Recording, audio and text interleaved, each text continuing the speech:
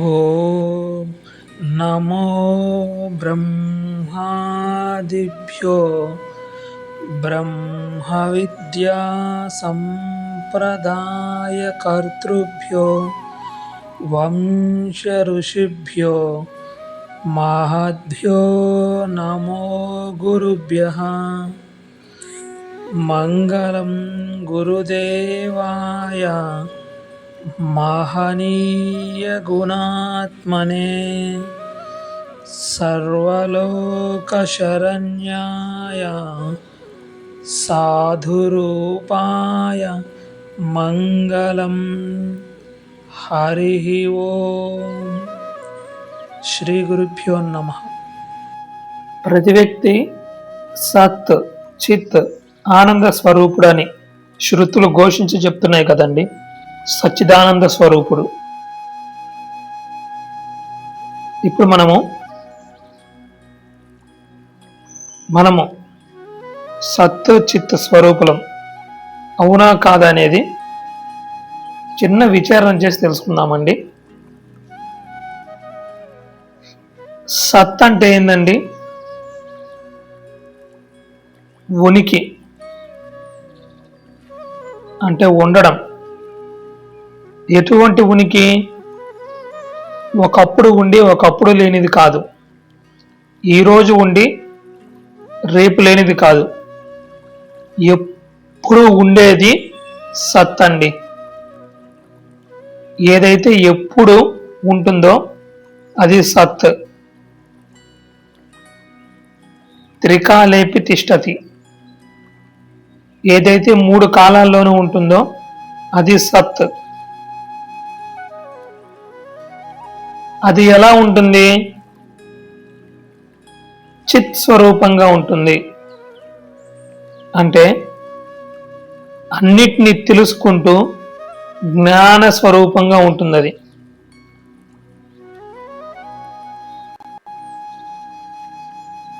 ఏమిటి? అది ఉంటుంది. ఎలా ఉంటుంది? అన్నిటినీ తెలుసుకుంటూ ఉంటుంది. ఉండడం సత్. అది ఉన్నది. ఎలా ఉన్నది? తెలుసుకుంటూ ఉన్నది. చిత్. ఇప్పుడు ఈ సత్ చిత్తులను తీసుకొని స్వరూప విచారణ చేద్దామండి. ఒక చిన్న విచారణ చాలా బాగుంటుంది.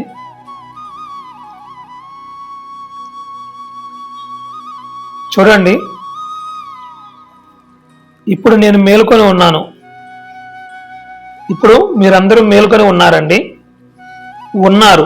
ఎలా ఉన్నారు? మెలకువగా ఉన్నారు. ఉండి ఏం చేస్తున్నారు? సర్వాన్ని తెలుసుకుంటూ ఉన్నారు.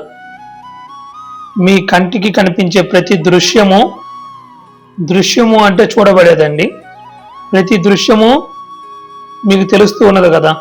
మీరు అన్నిటినీ చూస్తూ ఉన్నారు, తెలుసుకుంటూ ఉన్నారు. ప్రతిదీ మీకు ప్రతి ఒక్క విషయం యొక్క జ్ఞానం కలుగుతూ ఉంది. మీ ఎదురుగా ఏ వస్తువులైతే ఉన్నాయో ఆ వస్తువులను మీరు చూసి తెలుసుకుంటూ ఉన్నారు. మీకు ఆ వస్తు జ్ఞానం కలుగుతూ ఉన్నది. ఈ ప్రపంచంలో మీరు వేటినైతే చూస్తున్నారో ఆ విషయాలకు సంబంధించిన జ్ఞానం మీకు కలుగుతూ ఉన్నది. ఇప్పుడు మీరు ఉన్నారు, అన్నిటినీ తెలుసుకుంటూ ఉన్నారు.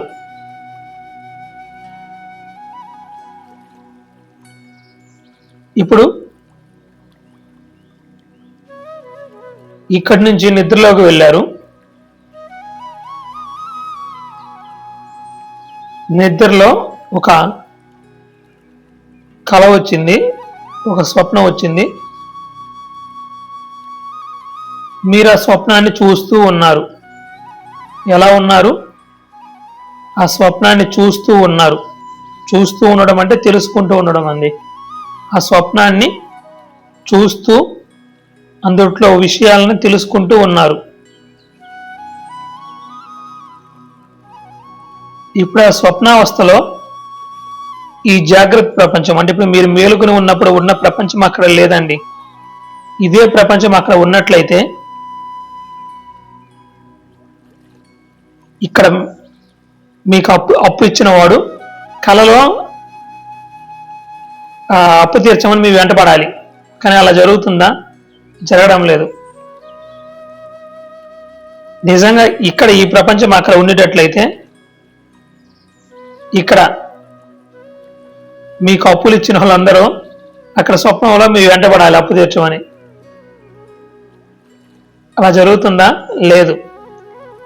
ఇక్కడ ఉన్న ప్రపంచం అక్కడ లేదు. కానీ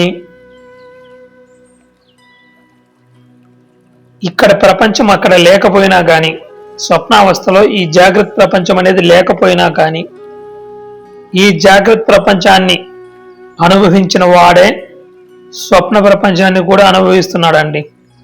అవునా కాదా?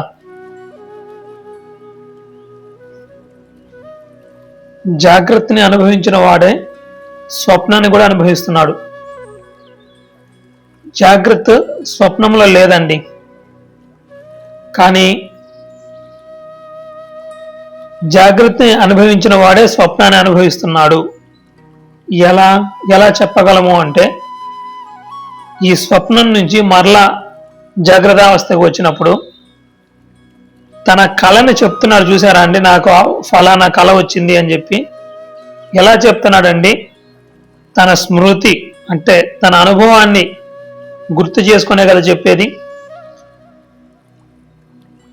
ఆ కళ జరిగినప్పుడు అదంతా రిజిస్టర్ అయి ఉంది. ఆ అనుభవం అంతా అతని చిత్తంలో రిజిస్టర్ అయింది, మనస్సులో. ఇదే మనస్సు కదండి అది స్వప్నావస్థ నుంచి జాగ్రత్త అవస్థకు వచ్చేది. వచ్చినప్పుడు అవన్నీ రీకలెక్ట్ చేసుకొని చెప్తున్నాడు. అంటే గుర్తు చేసుకొని జ్ఞాపకం చేసుకొని చెప్తున్నాడు. ఎవరు జ్ఞాపకం చేసుకుంటారు? ఎవరైతే అనుభవించి ఉంటారో వారే కదా జ్ఞాపకం చేసుకునేది. మన చిత్తంలో ఒకటి రిజిస్టర్ అయింది అంటే అది మన అనుభవంలో ఉంటేనే కదా రిజిస్టర్ అయ్యేది. మన అనుభవంలో లేకుండా చిత్తంలో ఆ ముద్ర ఏర్పడదు కదా, ఆ ఇంప్రెషన్ పడదు కదా, ఆ జ్ఞాపకం అనేది అక్కడ రిజిస్టర్ అవ్వదు కదా. సో అక్కడ స్వప్నాన్ని చెప్తున్నాడు అంటే మెలకువలో అక్కడ ఆ స్వప్నాన్ని చూసిన వాడే ఇక్కడ మెలకువలో ఉన్నవాడండి. ఇద్దరు వేరైనట్లయితే ఆ స్వప్నానుభవాన్ని ఇతను చెప్పలేడండి. ఎందుకంటే ఆ అనుభవం పొందినవాడు వేరే వాడై ఉండాలి. సో వాడు వీడు కాదు. సో అనుభవాన్ని వీడు చెప్పలేడు. కానీ చెప్తున్నాడు అంటే గుర్తు చేసుకొని ఆ కళని అనుభవించిన వాడే ఇప్పుడు ఈ జాగ్రత్తను అనుభవిస్తున్నాడు కదా. సరే, ఇప్పుడు జాగ్రత్త అవస్థ స్వప్నావస్థలో లేదు. కానీ జాగ్రత్త అవస్థని అనుభవించిన ఆ సంవిత్, ఆ జ్ఞానమే స్వప్నాన్ని కూడా అనుభవించింది. జాగ్రత్త అవస్థను ప్రకాశింపజేసిన ఏ సంవిత్ అయితే ఉన్నదో అదే స్వప్నావస్థను కూడా ప్రకాశింపజేసింది. జాగ్రత్త అవస్థలో స్వప్నావస్థ లేదు, స్వప్నావస్థలో జాగ్రత్త అవస్థ లేదు. కానీ ఈ రెండు మారుతున్నా కానీ ఈ రెండు అవస్థల్లో మారకుండా ఉన్న సంవిత్ జ్ఞానం ఒకటి ఉన్నది, అది తెలుసుకుంటూ ఉన్నది. ఆ సంవిత్ మారడం లేదు. అది జాగ్రత్త అవస్థలో ఏదైతే ఉన్నదో అదే స్వప్నావస్థలో కూడా ఉన్నది. కానీ జాగ్రత్త అవస్థలో ఉన్న ప్రపంచం స్వప్నావస్థలో లేదు, అలాగే స్వప్నావస్థలో ఉన్న ప్రపంచం జాగ్రత్త అవస్థలో లేదు. ఇవి రెండూ మారుతున్నాయి, కానీ అది తెలుసుకునే సంవిత్, ఆ జ్ఞానం మారడం లేదు. సరే, ఇప్పుడు ఒక్క అడుగు ముందుకు వేసి స్వప్నావస్థను కూడా దాటి గాఢ నిద్రకు వెళ్దాం. మనం బాగా అలసిపోయి ఉంటే, అసలు మొద్దు నిద్ర పట్టింది అంటారు చూసారా అండి, ఒళ్ళు తెలియకుండా నిద్రపోయి అంటారు చూసారా అండి, అది డీప్ స్లీప్ అండి, గాఢ నిద్ర.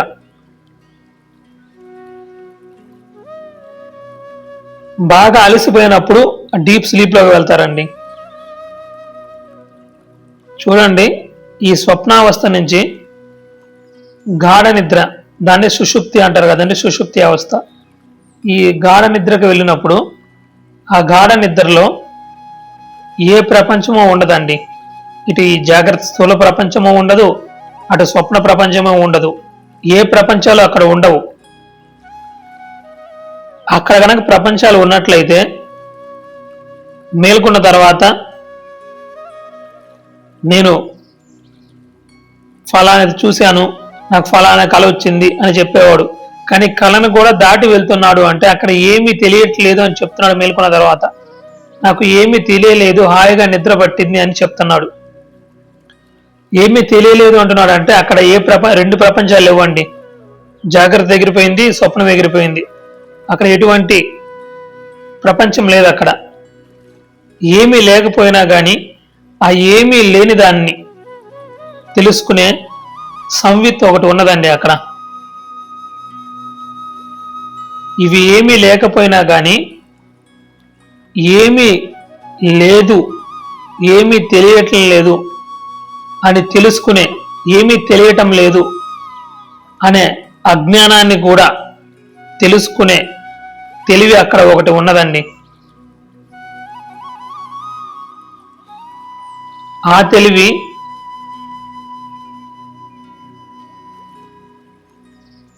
ఏమీ లేకపోయినా కానీ అక్కడ అది ఉన్నదండి. ఉన్నది అని ఎలా చెప్తున్నారు అంటే మేలుకున్న తర్వాత నాకు ఏమీ తెలియలేదు, హాయిగా నిద్ర పట్టింది అని చెప్తున్నాడు కదా. ఆ అనుభవాన్ని చెప్తున్నాడు అంటే ఆ అనుభవాన్ని పొందిన వాడు ఒకడు ఉన్నాడు కదా అక్కడ.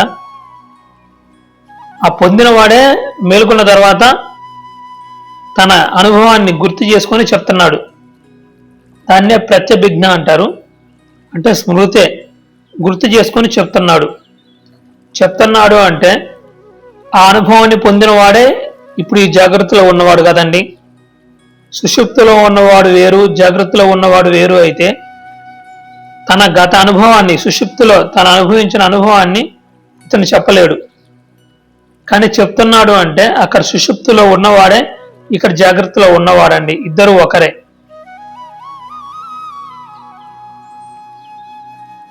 చూడండి, గమనించండి. ఇటు జాగ్రత్త అవస్థ, స్వప్నావస్థ, సుషుప్తి అవస్థ.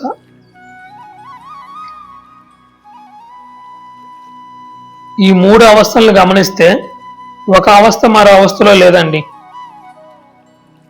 జాగ్రత్త అవస్థ స్వప్నావస్థలో లేదు, స్వప్నావస్థ సుషుప్తి అవస్థలో లేదు, సుషుప్తి అవస్థ జాగ్రత్తలో లేదు.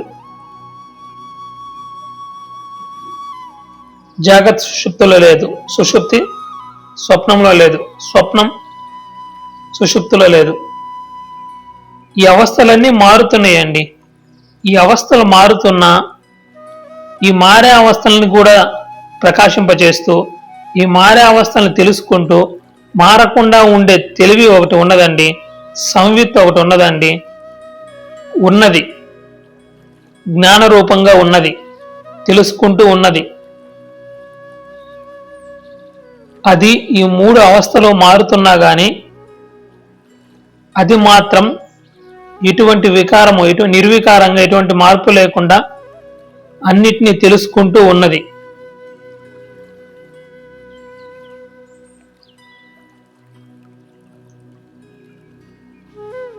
అది ఎవరు? అది దేహం కాదు. అది దేహమైనట్లయితే ఈ దేహము జాగ్రత్త అవస్థలో ఆగిపోతుంది. అది స్వప్న దేహం కాదు. స్వప్న దేహం అయినట్లయితే జాగ్రత్త అవస్థలో అది లేదు, అది స్వప్నంతో ఆగిపోతుంది.